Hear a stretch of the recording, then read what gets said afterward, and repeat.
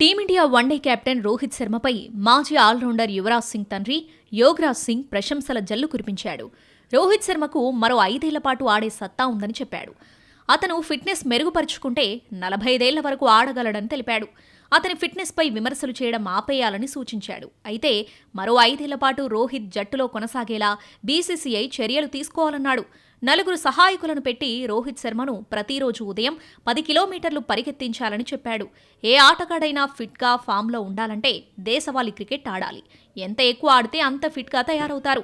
ICC champions trophy 2025 ఫైనల్లో రోహిత్ శర్మ ఆడిన ఇన్నింగ్సే అతని సామర్థ్యాన్ని తెలియజేస్తుందని యోగరాజ్ సింగ్ స్పష్టం చేశాడు. టీ20 టెస్టులకు రిటైర్మెంట్ ప్రకటించిన రోహిత్ శర్మ వన్డేల్లో మాత్రమే కొనసాగుతున్నాడు. ప్రస్తుతం 38 ఏళ్ల వయసులో ఉన్న రోహిత్ శర్మ వన్డే ప్రపంచ కప్ 2027 వరకు కొనసాగడం కష్టమనే అభిప్రాయం వ్యక్తమవుతుంది.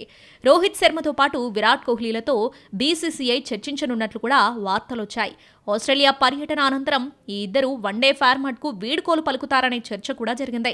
కుర్రాళ్లు రాణిస్తున్నప్పుడు రోహిత్ కోహ్లీల అవసరం భారత జట్టుకు లేదని కొందరు మాజీ క్రికెటర్లు అభిప్రాయపడ్డారు. తాజాగా ఇంటర్వ్యూలో రోహిత్ శర్మ గురించి మాట్లాడిన యోగరాజ్ సింగ్ ఆసక్తికర వ్యాఖ్యలు చేశాడు.